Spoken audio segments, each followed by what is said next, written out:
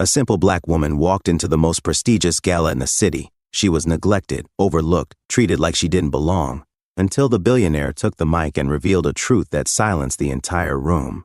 Stay tuned to find out why everyone instantly regretted how they treated her. And tell us in the comments where you're watching from. The Westwood Foundation Gala, where billionaires, heads of state, celebrities, and legacy families gathered under crystal chandeliers to toast power, privilege, and philanthropy. People spent years trying to get on the guest list, and that night, Ava Brooks was the only black woman in the entire room. She wore a simple emerald green dress, no designer label, no diamonds, no entourage, just quiet grace, her hands neatly folded, her eyes taking in the room. But no one took her in. The moment she entered, the temperature dropped, subtle, but unmistakable. A couple by the bar leaned in, whispering, "Is she part of the waitstaff? No badge. Maybe someone's assistant?" A white-haired woman brushing past her muttered, "Oh dear, the catering team should stay near the kitchen." Ava didn't respond. She didn't even flinch. Years of being unseen had taught her to hold her chin higher. She stepped to the check-in desk, handed over her invitation. The young woman behind the table blinked. Are you sure this is the right event?" Ava nodded once, calm, steady. "Yes, I was personally invited." The woman hesitated, scanned the list again, then waved her through with a sheepish smile. But the damage was done. As Ava walked deeper into the ballroom, the conversations picked up again, never directed at her, just around her. She stood beside the open bar for 10 full minutes, and no one said a word. Waiters walked by, guests walked past, eyes darted, heads turned away. She wasn't dressed wrong, she didn't look lost, she just wasn't the kind of person anyone here expected to see. Still, Ava stayed.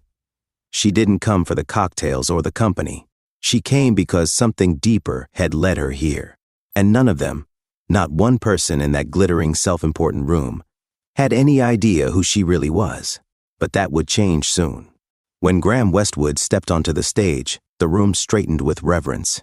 His name alone drew weight. Tech mogul, philanthropist, single father, and the host of the most prestigious gala in the city. Cameras swiveled. Champagne flutes were lowered. The elite leaned in, expecting a poised speech about innovation, legacy, maybe even a tribute to his late wife. But what they got instead was silence. Graham gripped the sides of the podium and looked out across the crowd.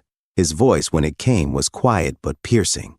"Tonight, I want to speak not about wealth or innovation or even legacy. I want to speak about life and what it means to owe yours to someone else." Some shifted in their chairs. Others looked around, curious. 6 months ago, my daughter Lydia was dying. A few guests instinctively looked toward the young girl seated near the front, alive, radiant, smiling nervously in a white dress. Graham gripped the sides of the podium tighter, as if anchoring himself. We had exhausted everything. Our family, our wealth, our influence. It couldn't save her. No match, no cure, just the slow realization that we were out of time. And then, we received a name, a match, a single anonymous donor. He paused, eyes sweeping the faces before him, some already tense, sensing the weight of what was coming. She didn't want attention. She didn't ask for compensation. She didn't even want to be contacted. She simply said, "Take what you need." Murmurs rose like a ripple. She went through a painful, invasive procedure for a child she had never met. She never stepped forward, never asked to be thanked. She saved Lydia's life and then disappeared without a trace. Now the room had fully stilled again. Every eye locked on Graham. Every heart began to shift. I used everything at my disposal to find her. Private investigators, medical contacts. I needed to look her in the eye and say thank you. But she was gone. He swallowed. And then, 3 weeks ago, Lydia's physician received an email. It wasn't about herself. She didn't want anything. She just wanted to know if the little girl was okay. The revelation hit the room like thunder, quiet but impossible to ignore. That's how I finally found her. He turned, slowly, and extended his hand toward the far end of the room. She's here with us tonight. She walked into this gala with dignity and grace. And you all walked right past her. A cold recognition washed across the crowd. Memories flickered about the dismissive glances, raised eyebrows, quiet judgments. Her name is Ava Brooks, the woman in the emerald green dress. The only black woman in the room. The same woman they ignored just an hour ago stood now as the most important person in the building. She saved my daughter. She changed our lives, and she asked for nothing. He turned back to the mic, voice lowering. Tonight, you came to honor stories of courage, now that you know hers. I suggest you listen. And then he stepped away from the podium. After Graham's revelation, the room remained in stunned silence. Every head now turned toward Ava Brooks, no longer invisible, no longer unknown. She stood still, near the edge of the ballroom, the same place they had overlooked her just an hour earlier. But now, with the truth laid bare, the very people who had walked past her couldn't stop looking. As the guests slowly parted, Ava walked to the stage, not for recognition, but because something inside her told her it was time to be seen on her own terms.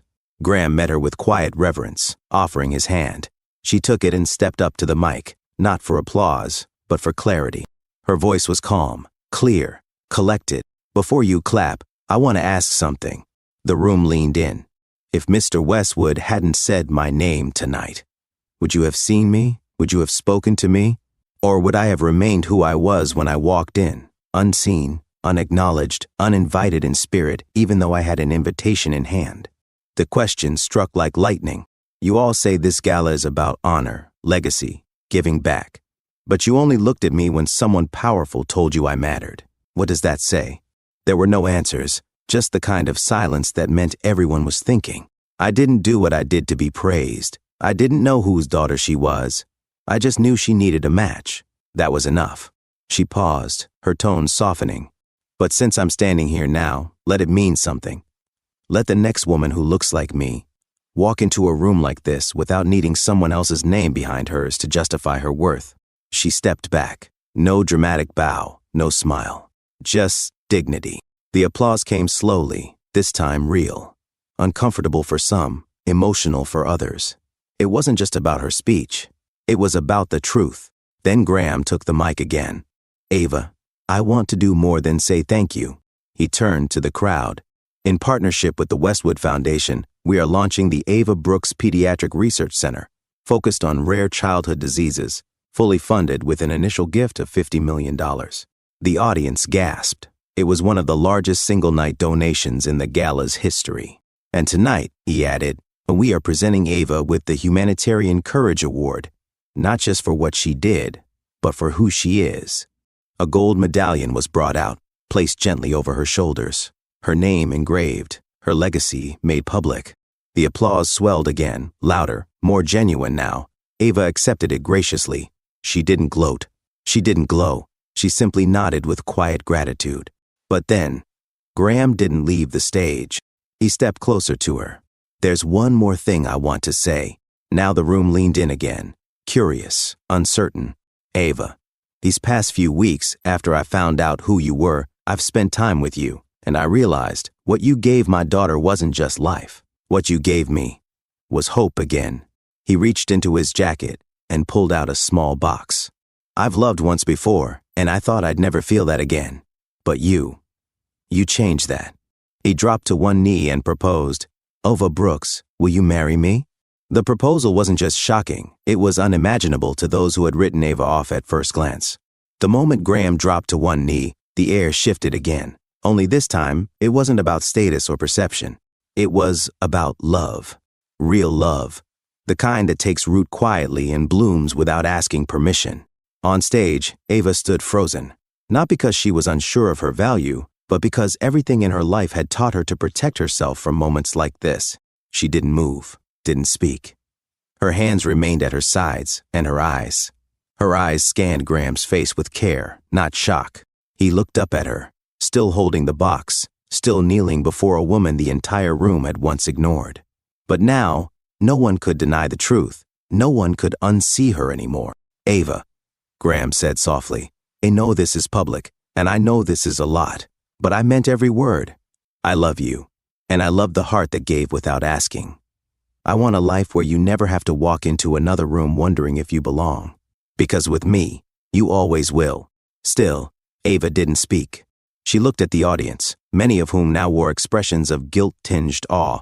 But it wasn't their reaction that mattered. It was the small, hesitant footsteps that padded across the stage behind her. Lydia.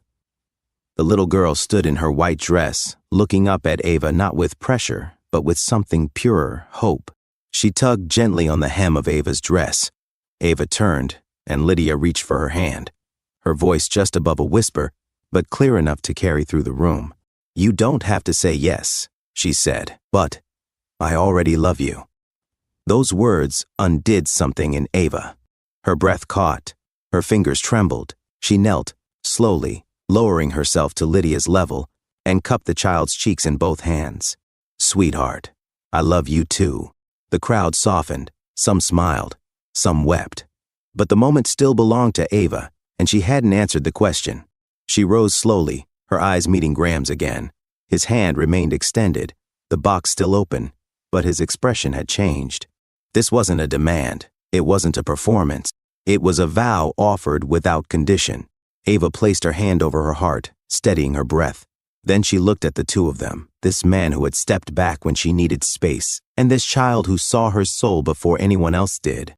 She reached for Lydia's hand again and said quietly, "I need time, not because I doubt your love, but because I've spent my whole life earning what others were born with.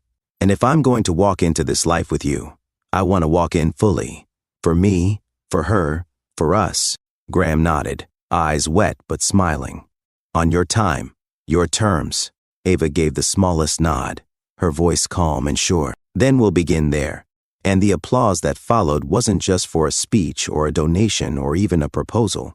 It was for a woman who demanded to be seen on her own terms and was finally met with love that didn't need to be earned. The gala faded into memory, but its echo lingered across the city for weeks. News outlets replayed the footage on every screen. Ava Brooks, once overlooked, now honored. The woman who saved a billionaire's daughter, then walked off stage with the entire room watching, waiting, wondering what would happen next. But Ava didn't rush into a headline. She returned to her life, quietly. She kept working at the community health clinic. She continued tutoring nursing students at night. And while reporters camped outside her apartment, hoping for statements or sound bites, Ava offered none. Because love, real love, doesn't need to perform. Graham and Lydia visited often. There were no more grand stages or dramatic speeches, just dinners, books read aloud, silence shared without pressure. Lydia would braid Ava's hair in the living room while Graham did dishes. Sometimes they talked about the past. Other times they simply sat in the safety of knowing no one was pretending. Weeks passed, then a month, and one quiet Sunday morning, as Ava and Lydia planted herbs together in the little garden behind Ava's building, Graham appeared on the steps. No cameras, no tucks, just him. Ava looked up, her hand still covered in soil. He walked toward her slowly, gently. And this time, there was no kneeling, no speech, just a question, soft and certain. "Is it time?" Ava stood, brushing dirt from her palms. She looked at Lydia, who nodded with the same bright smile she had worn the night she called Ava her angel. Ava stepped forward, eyes on Graham. "Yes," she said. "It is." They didn't kiss immediately. They just stood there, foreheads pressed together. Lydia wrapping her arms around both of them, the three of them forming something that felt like family, not built in spectacle, but rooted in truth. Months later, they were married in a quiet ceremony in the garden, where that answer had been given. No paparazzi, no gowns designed for front pages. Ava wore the same emerald green dress from the gala, altered slightly by her own hands. And while the world expected her to vanish into luxury, Ava surprised them again. She didn't quit her work. She expanded it. With Graham's support, she opened clinics in 5 underserved cities.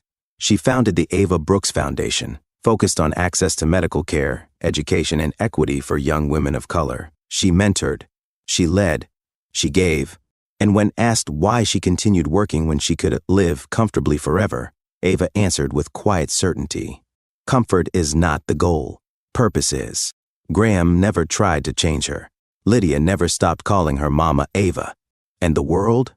It learned, finally, to stop overlooking women like her. Ava didn't walk into that gala to be seen. She walked in because she had already made a difference. And yet, in a room full of power and prestige, she was ignored.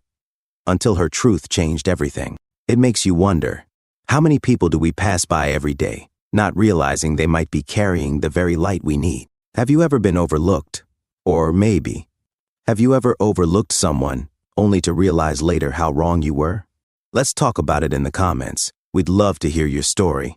If this story moved you, make sure to like, subscribe, and share it with someone who needs this reminder today. There are more stories like Ava's, real, human, powerful, and we're just getting started. Thank you for watching.